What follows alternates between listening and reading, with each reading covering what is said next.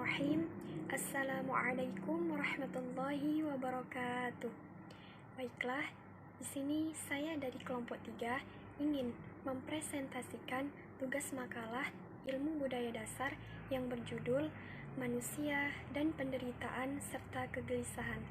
Langsung saja, yang pertama, pengertian penderitaan. Penderitaan berasal dari kata derita. Kata derita berasal dari bahasa Sanskerta, artinya menahan atau menanggung. Derita artinya menanggung atau merasakan sesuatu yang tidak menyenangkan.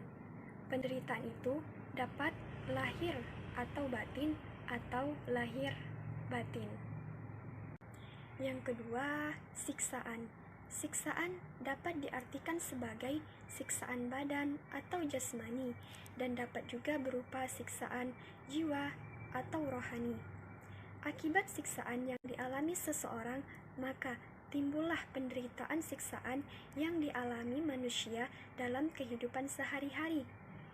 Banyak terjadi dan banyak dibaca di berbagai media massa.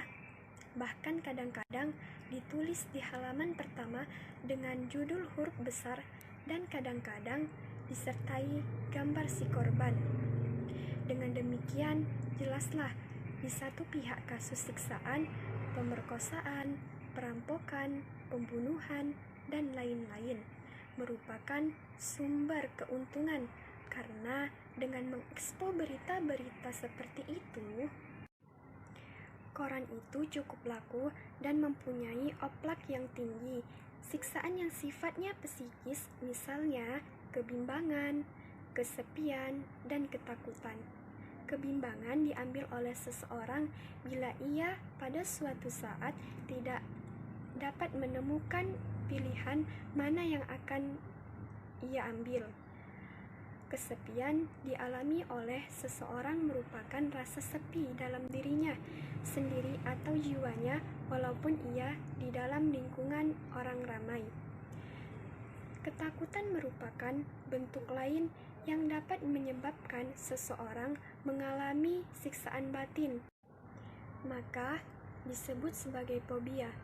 Pada umumnya, orang memiliki satu atau lebih fobia ringan seperti takut pada tikus, ular, serangga, dan lain sebagainya. Yang ketiga, kekalutan mental. Penderita batin dalam ilmu psikologi dikenal sebagai kekalutan mental. Secara lebih sederhana, kekalutan mental dapat dirumuskan sebagai gangguan kejiwaan akibat ketidakmampuan seseorang menghadapi persoalan yang harus diatasi sehingga yang bersangkutan bertingkat secara kurang wajar.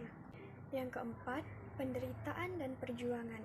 Setiap manusia pasti mengalami penderitaan baik berat maupun ringan. Penderitaan adalah bagian kehidupan manusia yang bersifat kodrati. Yang kelima, penderitaan media massa dan seniman. Dalam dunia modern sekarang ini, kemungkinan terjadi penderitaan itu lebih besar. Hal ini telah dibuktikan oleh kemajuan teknologi dan sebagainya, mensejahterakan manusia dan sebagian lainnya, membuat manusia menderita. Penciptaan bom atom, reaktor nuklir, pabrik senjata, peluru kendali, pabrik bahan kimia merupakan sumber peluang terjadinya penderitaan manusia. Yang keenam, penderitaan dan sebab-sebabnya. Yang pertama, penderitaan yang timbul karena perbuatan buruk manusia. Contohnya, pembantu rumah tangga yang diperkosa, disekap, disiksa oleh majikannya. Yang kedua, penderitaan yang timbul karena penyakit, siksaan, atau azab Tuhan. Contohnya, seorang anak lelaki buta sejak lahir diasuh dengan tabah oleh orang tuanya. Sekian dari saya, selanjutnya akan dilanjutkan oleh saudara Muhammad Suhendi. Assalamualaikum warahmatullahi wabarakatuh. Baiklah, saya akan melanjutkan presentasi yang telah disampaikan oleh saudari Khairunisa. 6 pengaruh penderitaan. Orang yang mengalami penderitaan mungkin akan memperoleh pengaruh bermacam-macam dan sikap dalam dirinya. Sikap yang timbul dapat berupa sikap positif ataupun sikap negatif. Sikap negatif misalnya penyesalan karena tidak bahagia, sikap kecewa, putus asa, ingin bunuh diri. Kegelisahan. Kegelisahan berasal dari kata gelisah yang berarti tidak tentram hatinya. Selalu merasa khawatir, tidak tenang, tidak sabar, dan cemas. Sebab-sebab orang gelisah, apabila kita kaji sebab-sebab orang gelisah adalah karena pada hakikatnya orang takut kehilangan hak-haknya.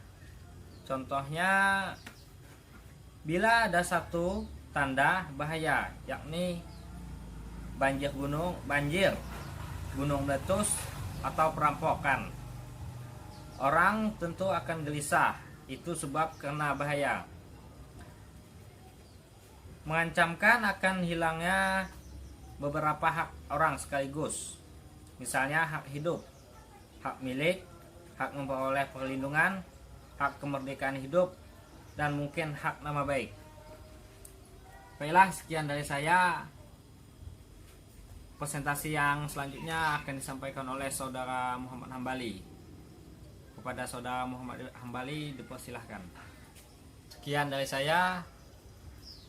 Assalamualaikum warahmatullahi wabarakatuh. Assalamualaikum warahmatullahi wabarakatuh. Perkenalkan, nama saya Muhammad Hambali. Saya akan melanjutkan presentasi dari Muhammad Suhindi. Langsung saja. 3. Usaha-usaha mengatasi kegelisahan. Mengatasi kegelisahan ini pertama-tama harus mulai dari diri kita sendiri, yakni kita harus bersikap tenang. 4. Keterasingan. Keterasingan berasal dari kata terasing dan kata itu adalah dari kata dasar asing. Kata asing berarti sendiri, tidak dikenal orang, sehingga kata asing berarti tersisihkan dari pergaulan, terpisah dari yang lain, atau terpencil. 5. Kesepian. Kesepian berasal dari kata sepi yang berarti sunyi, sehingga kata kesepian berarti merasa sunyi dan tidak berteman. 6. Ketidakpastian. Ketidakpastian berasal dari kata tidak pasti, artinya tidak menentu, tidak dapat ditentukan, tidak tahu tanpa arah yang jelas, tanpa asal-usul yang jelas. 7. Sebab-sebab terjadinya ketidakpastian. Orang yang pikirannya terganggu tidak dapat lagi berpikir secara teratur, apalagi mengambil kesimpulan. 8. Usaha-usaha menyembuhkan ketidakpastian. Orang yang tidak dapat berpikir dengan baik atau kacau pikirannya, ada bermacam-macam penyebabnya. Untuk dapat menyembuhkan keadaan itu tergantung kepada mental si penderita. Sekian dari saya. Wassalamualaikum warahmatullahi wabarakatuh.